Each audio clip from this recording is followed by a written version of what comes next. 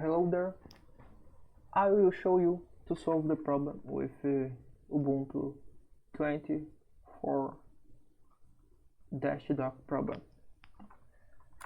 Follow my steps and type these commands.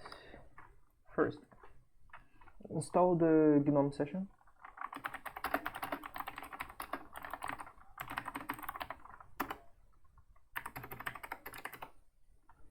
Okay, end your session in your PC.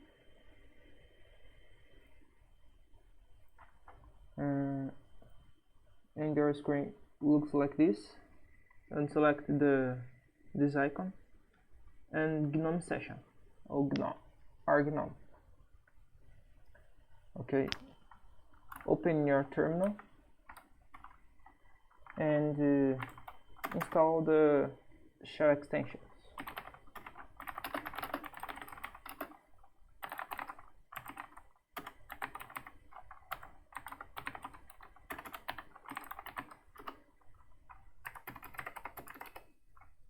Okay, open your apps